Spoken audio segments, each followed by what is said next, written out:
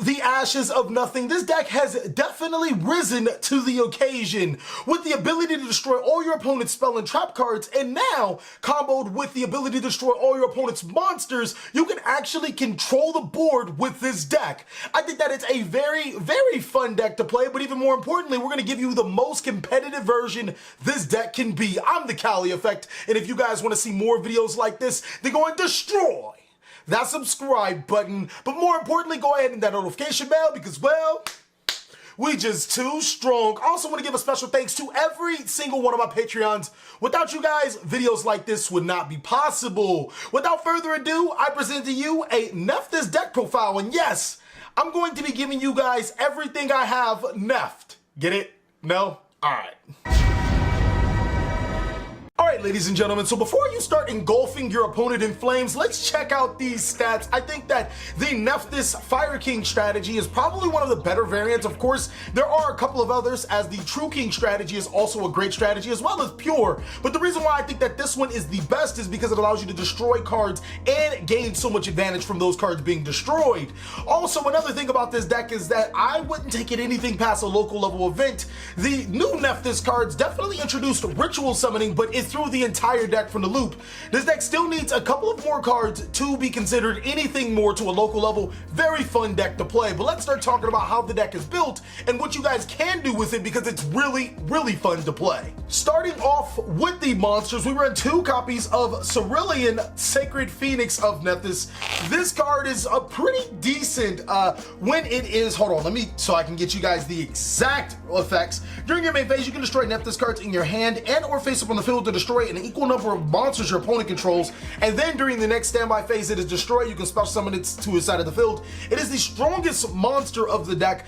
It does have some restrictions, being that it can only special summon itself if it was properly ritual summoned first, which is a pretty big restriction, but it's still a really good card. You actually do need to play at least 1 copy to be able to take advantage of your ritual cards, and I love the fact that it's so easy to be searched inside of this deck. We run 3 copies of probably the best ritual monster in the deck, Devotee of Nephthys. When this guy is ritual summoned, or this gal is ritual summoned, you can special summon a Nephthys monster from your deck to your side of the field.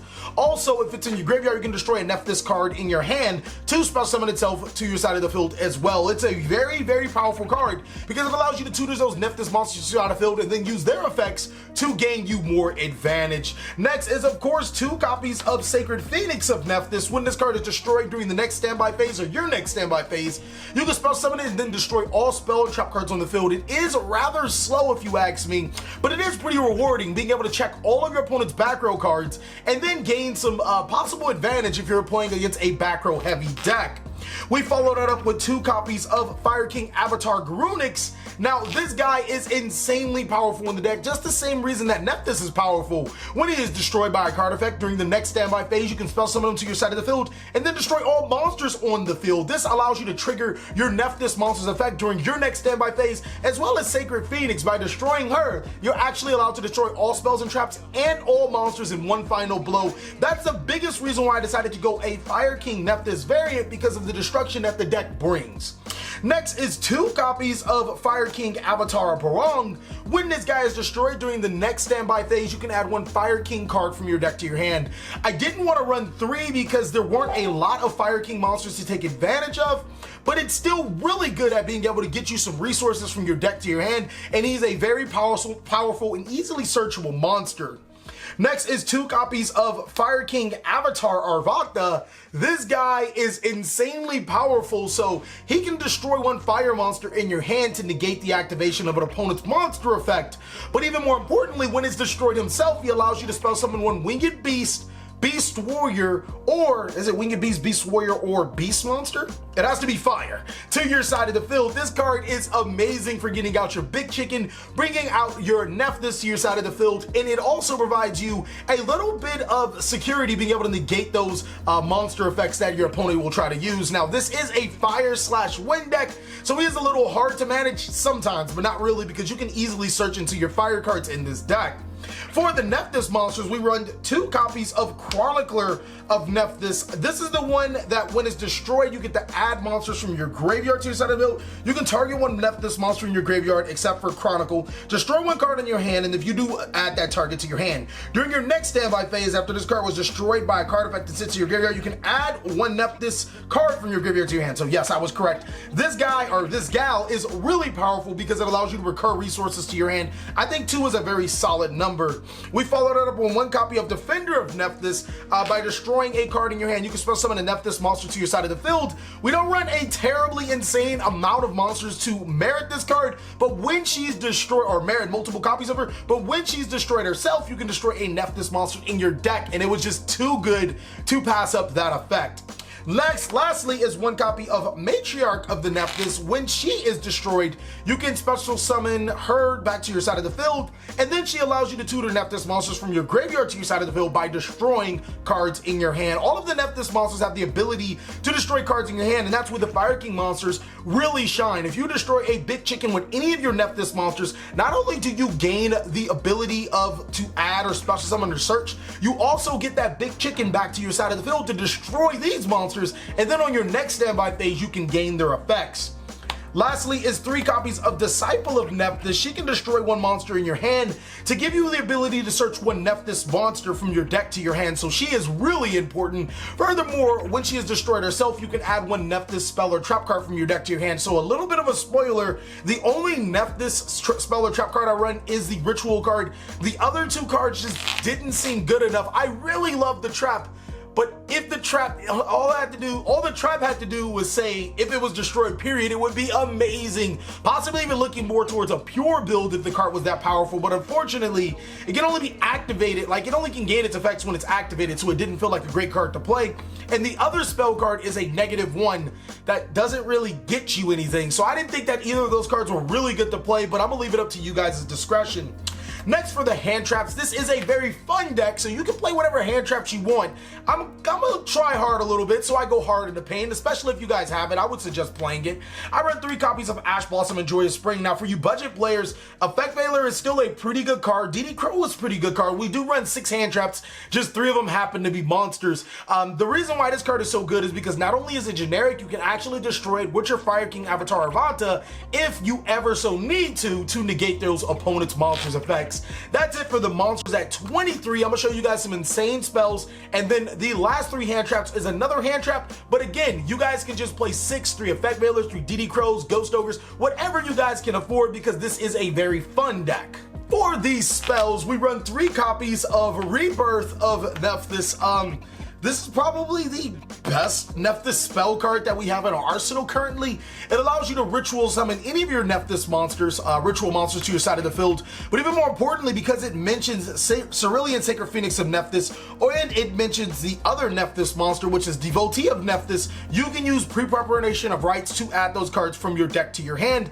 More importantly, if you use those monsters as a part of a ritual summon, you get to destroy a card on your opponent's side of the field. That actually could come up just sometimes. Sometimes you need to get rid of that ritual monster, and it does give you a little bit of advantage. Next is 3 copies of Pre-Preparation of Rites. Now, this isn't a ritual deck, or is only a ritual deck by name. Seriously, the Nephthys monsters, you only have 6 ritual monsters. They are pretty, or 3 ritual monster, or 1 each ritual monster of each, so you only have 2 ritual monsters, and they're only really good in certain spots. I didn't want to make this a ritual deck, so monsters like Manju and the Herald of Arclight engine didn't really feel that it did this deck well, so I decided to just go with the 3 pre-prep because it's the best ritual searcher card. It allows you to add those cards from your deck to your hand and forego on the incantation monsters because they made the deck feel really clunky, and on top of that, the incantation monsters require you to, like, you know, not be able to go into your extra deck, and that's kind of important for this deck. We followed it up with 3 copies of Fire Formation Tenki. This card is phenomenal because it allows you to add a monster from your deck to your hand to destroy with your Nephthys monsters, or in a spot summon that Arvata to get some effect negation going on. 2 copies of Called by the Grave, really good against hand traps, and that's pretty much it for the spell cards. For the trap cards, I like to say we keep it pretty simple. 3 copies of Torrential Tribute. This deck is almost unaffected by cards being, or your monsters being destroyed.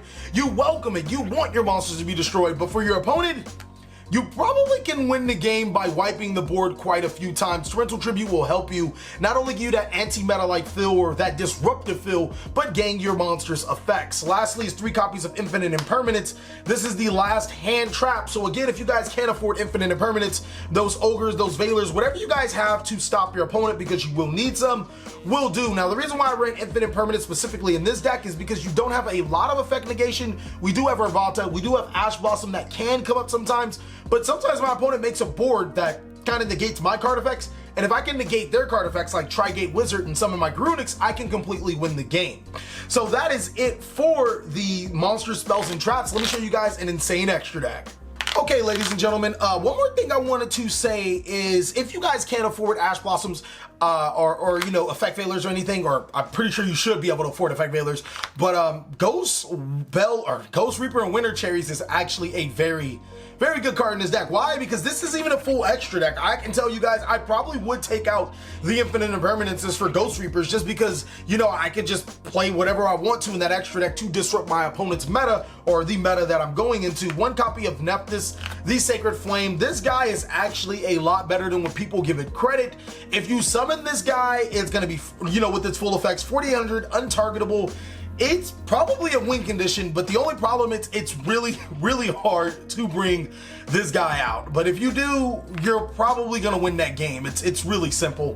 1 copy of Borlo Bragon. This guy is also just generic Link 4. Borlosaur Dragon, generic Link 4. I'm just gonna blaze through them because there's not really much else to talk about. Summon Sorceress allows you to special summon monsters from your deck to your side of the field. Pretty self-explanatory.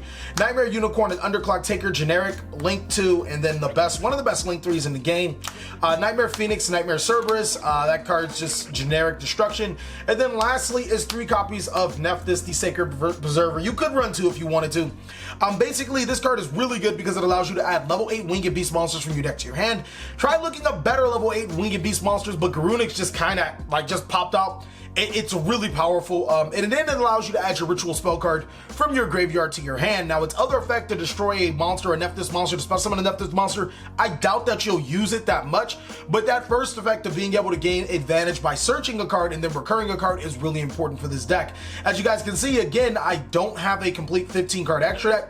I would strongly suggest playing Ghost Reapers and Winter Cherries and then like Firewall targets or whatever to be able to disrupt your opponent. From there, you can really, if you don't decide to do that, you can play whatever you want. That is it for the main board extra deck. We're going to show you guys some pretty interesting combos. This deck doesn't really do a lot of super insane combos, but it has a couple that you might like. Alright, ladies and gentlemen, so I'm going to show you guys some test hands instead of a combo tutorial. I thought that this would be a better way for you guys to get information for this deck, and it's really fun to play. It's not going to make any boards looking like, oh my god, this is amazing, but it still does make some things. Now, obviously, I think that the restrictions of this deck are going to pop out, and that's okay. Like I said, it's a very fun deck to play. It's a deck that, you know, we think is pretty decent and very fun to play. So opening up with our first hand, Pre-Prep, Ash Blossom, Rebirth, Matriarch, and Fire King High Avatar Grunics. One would say that this is actually a bad hand. What was our 6th card? Oh, let's say we went second, use the Ash Blossom to stop our opponent. But this is actually a pretty decent hand. What we're going to start off is activating Pre-Prep using its ability to add Devotee and also add Rebirth of Nephthys from our deck to our hand. Now, we can do this the easy way or we can do this the hard way. Matriarch is a monster that I didn't necessarily want to have in my opening hand because it's the way that we bring our Nephthys monsters back to start comboing off, but it's not a bad card to have. In this particular situation, I would probably just go Rebirth, get rid of the Matriarch, summon a Devotee, Devotee effect, special summon to my side of the field. If I bring out Chronicler can add. No, we're just gonna go ahead and bring out Disciple. Now, it really depends on what I want to do. I can use Disciple's effect to go ahead and destroy the chicken right here, right now. Do I have another destruction? Would I have another destruction? Actually, let's bring Chronicler out. I can use Chronicler's effect to destroy the chicken at the Matriarch. I have not normal summoned yet. And then Fire Formation Tanky to add Barong. Ironically enough, I can add Arvata and make a Summon Sorcerer's play for the people that don't know. I just can't think of decent, like, I couldn't think of a reason to special summon another monster to my side of the field, especially since none of them add monsters from my deck to my hand when destroyed. The one that I'm thinking about doesn't really do much. Use these two monsters for a link summon. To Nephthys of the Sacred Preserver. Preserver's effect. Add. Coincidentally enough, this would be a great time to add Cerulean if you guys wanted to summon it and gain some abilities. I'm going to normal summon Matriarch. And I want it under here. I actually do want it under here. Matriarch to destroy, to summon. This one's, yeah, special summon. Yeah, destroy to summon. How am I gonna get you in the graveyard? I could ritual summon it to the graveyard. Should I even destroy the Barong? Yeah, let's go ahead and destroy the Sacred Phoenix instead. And then Nephthys to destroy you to summon the Nephthys. And again, like, we can make summon Sorceress right here, but I'm not, like, I'm just not convinced that it's advantageous enough to be able to get anything. I can get into the Spellcaster monster. Like, I could do this. Boom. The summon Sork target. And we can get, we will gain the effect of Chronicler. We can get this to our side of the field, and then our Garunix comes out, blows everything, but I don't think that would be the most optimal way. I'd probably just end my board like this, unfortunately, but still I get Fire King Avatar Garunix to blow these guys up. And then during my next turn, I'll be able to get Devotee's effect, Matriarch's effect, and Sacred Phoenix of Nephthys effect, which I think is really solid. The ability to summon this to the side of the field, destroy all spells and traps, summon him to the side of the field and add him to the hand allows me basically for a refuel play to have something to go. I think that that's the best way to do it. I'm going to show you guys one more test hand. I hope I'm not running too late. All right, last test hand. Woo. Again, this is just a really fun deck. I wouldn't put it anything past locals. Just have fun with your friends, scrape the living daylights out of them with this, and hopefully in the future we get some more ritual support. Or you know, the deck becomes more ritual supported, because it's really interesting that there's like, this deck does not support ritual whatsoever, even though it is a ritual deck. Our next test hand, we're gonna get Rebirth, Pre-Prep, Torrential, Sacred Phoenix, High Avatar, Garunix. This is not a great hand, I'm just gonna tell you guys right now, but what I would do is just go ahead and activate the Pre-Prep. Just, Pre-Prep really just saved this hand if you ask me. I'm gonna get the Devotee and the Rebirth. If Rebirth was Ash Blossom, I guess that wouldn't have mattered. And then we're going to activate the Rebirth, use the Sacred Phoenix, summon the Devotee. It's not a terrible hand, because now Devotee's effect will activate. And with that, I can bring out Disciple. Disciple's effect will activate. I'm going to destroy the Fire King Avatar Garunix. And there's like so many routes we could do. We can add another monster to summon to start destroying. I'm just gonna go ahead and add Cerulean from our deck to our hands. And then use these two monsters for a link summon. And to, I wish that this card actually had an ability, like to actually, I don't know, do something. That's going to add him and him. And then we really just have to wait and hope that our opponent, you know, makes a mistake, because we're going to be able to get a monster destruction here. And then we're going to be able to follow up with Cerulean. If we can actually rewind, instead of adding the Cerulean, so I have these two monsters on the side of the field, I want to add Chronicler. I think that this would actually be better. So normal summon Chronicler, these two monsters for a link summon into Preserver. Preserver's effect, or I'm sorry, Nephthys effect, this would go to my hand. And the Rebirth that I used would go to my hand. My apologies, a little sloppy right now, but we're still pretty good. And again, I can make summon sorcerers, but actually, Nephthys to destroy Chronicler,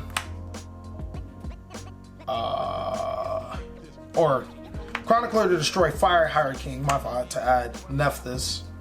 And then Nephthys to destroy Chronicler to special summon Sacred Phoenix.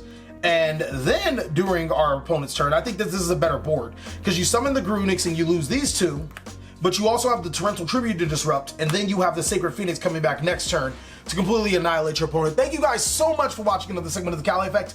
I really hope you enjoyed this video. This deck was really fun to play. And if you guys like it, let us know down below in the comment section. And if you didn't, let us know what we could do to be better. Please like, comment, subscribe, but most of all, enjoy. I hope you guys are having a great day like I am.